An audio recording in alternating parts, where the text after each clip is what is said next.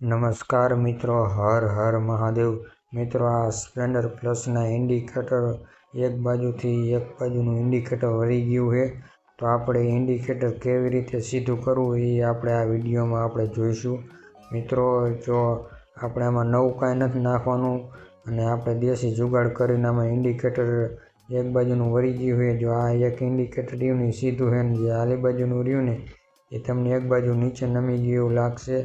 આ જાજા ભાઈ સ્પ્લેન્ડરમાં કાં પડી ગયું હોય કે ગમે થયું હોય તો એક બાજુનું ઇન્ડિકેટર વળી જાય છે.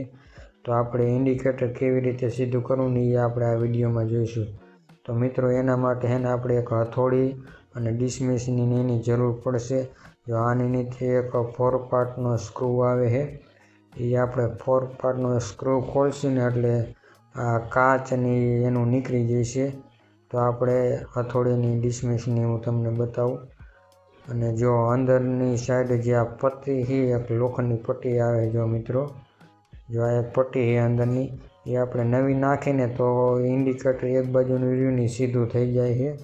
આપણે પટ્ટી નવી નથી નાખવાની, એમ સીધું કરવાનું હોય. જો અહીંયા બોલ રહ્યો 10 નંબરનો, અહીંયા આપણે હથોડી અને ડિસમિસથી મારશી ને લાગ કરશી ને એટલે ઓલી બાજુથી ઇન્ડિકેટર સીધું થઈ જશે. પણ એ કેવી રીતે કરવું ને હું તમને આ વિડીયોમાં બતાવું.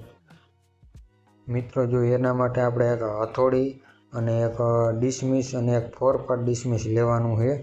અને જે 4 પાર્ટ ડિસમિસ રહ્યો ને એનાથી આપણે ઇન્ડિકેટરનો કાચ ને ખોલી નાખશી. અને જે હથોડી રહી એનાથી આપણે મારી અને ખોલી નાખશી. જે આ નાનું એક મારી આગળ 4 પાર્ટ છે એનાથી આ આપણે ઇન્ડિકેટરનો જે નીચેનો મેં તમને બોલ બતાવ્યો તો 4 પાર્ટ નીચે બોલ આવે છે, એ બોલ આપણે ખોલી નાખવાનો. અને ન ખોલશો ને તોય તમારે હાલશે, પણ આપણે ખોલી નાખશું કેમ કે કાચ ભાંગી જાય ને એવું આપણે ન કરવાનું. એટલે આ જે ઇન્ડિકેટરનો બોલ રહ્યો ને એ આપણે ખોલી નાખશું. જો આ રીતનો એક નાનો બોલ આવે અને જે આ ઉપરનો કાચ રહ્યો ને એમને નીકળી જશે. જોઈ શકો છો મિત્રો તમે, આ રીતના કાચને કાઢી નાખવાનું હોય. અને મિત્રો, જે અંદરનું રિફ્લેક્ટર રહ્યું એને પણ આપણે બહાર કાઢી લઈશું. જો આ રિફ્લેક્ટર છે એને પણ આપણે બહાર કાઢી લઈશું. અને જો અંદરનો લેમ્પ રહ્યો એને કાઢવો હોય તો કાઢવાનો, ન કાઢો તો હાલશે મિત્રો. અને ઇન્ડિકેટરને છે ને આપણે આવી રીતે એક જણાને કહેવાનું કે આવી રીતના અધર પકડી રાખે. એક બાજુ થઈને આવી રીતના જેટલું આપણે સીધું કરવું હોય ને આ નીચે વળી ગયું છે, પણ આપણે આવી રીતના લાગ હરખી રીતે કરીને હાથેથી અધર પકડી રાખવાનું છે. અને જે ઓલી બાજુની સાઈડ આપણે મેં તમને લોખંડની પટ્ટી બતાવી હતી ને અહીંયા આપણે હથોડીનો લાગ કરી અને ડિસમિસથી અંદર ઠપકારશી. જે અંદરની જે પટ્ટી રહી ને એમાં આપણે લાગ કરી અને ઠપકારવાનું હોય ડિસમિસથી. અને જો ડિસમિસનો લાગ રહ્યો ને આ 10 નંબરનો બોલ રહ્યો ને એ 10 નંબરના બોલ રહ્યો ને એની આગળ જ કરવાનું હોય. પટ્ટીમાં આપણે નથી મારવાનું. 10 નંબરનો બોલ રહ્યો ને એ આપણે હથોડીથી મારવાનું હોય. એટલે ઓલી બાજુ ઇન્ડિકેટરને આપણે પકડી રાખવાનું. એક જણાને કહેવાનું ઇન્ડિકેટર ઓલી બાજુથી પકડી રાખે અને આલી બાજુથી એક જણાને હથોડીનો ઘા મારવાનો હોય. અને હથોડીનો ઘા એવી રીતે મારવાનો હોય, જો આ રીતનું આપણે રાખીને મારવાનો હોય. ઘા બહુ જાજુય નહીં મારવાનું અને બહુ હરવેરોય નહીં મારવાનું.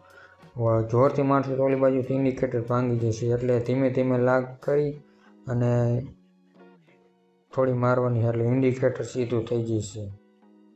જોઈ શકો છો મિત્રો, આપણું ઇન્ડિકેટર કમ્પ્લીટ બે સીધા થઈ ગયા છે. એક તો સીધું જ હતું પણ આલી બાજુનું આ વળી ગયું હતું એટલે એ સીધું થઈ ગયું છે. જોઈ શકો છો એકદમ કમ્પ્લીટ બે સરખા થઈ ગયા છે. એવી જ રીતે ધીમે ધીમે હથોડી મારશું એટલે થઈ જશે સરખું. અને હવે જેવી રીતે આપણે ખોલ્યું હતું જેવી જ રીતે આપણે પાછું ફિટ કરી દઈશું. મિત્રો, જે અંદરનું જે ગાભેથી આપણે પહેલાં જે આ ઇન્ડિકેટરની અંદર કચરો જે ગળી ગયો ને એ પહેલાં આપણે ગાભેથી સાફ કરી નાખશું અને પછી આપણે ફિટ કરી દઈશું. જે અંદરનો જે આ ગ્લાસ ને રિફ્લેક્ટર રહ્યું એ બધું સાફ કરી નાખવાનું હોય ગાભેથી.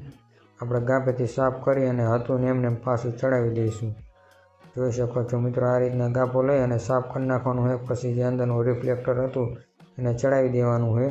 અને જે અંદરની જો સાઈડની અંદર ખૂંટો હોય અને ગ્લાસમાં પણ ખૂંટો આવે છે, એ ગ્લાસ એ ઓલા ખૂંટામાં અંદર ભરાવી દેવાનો. અને નીચેનો જે આપણે 4 પાર્ટ બોલ ખોલ્યો હતો એ આપણે જેવી રીતના ખોલ્યો હતો એવી જ રીતે આપણે પાછો ચડાવી દઈશું.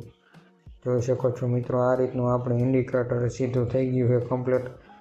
જોઈ શકો છો આ રીતનું એક નાનો બોલ છે એ આપણે પાછો ચડાવી દઈશું અને ઇન્ડિકેટર આપણું થઈ ગયું છે સીધું.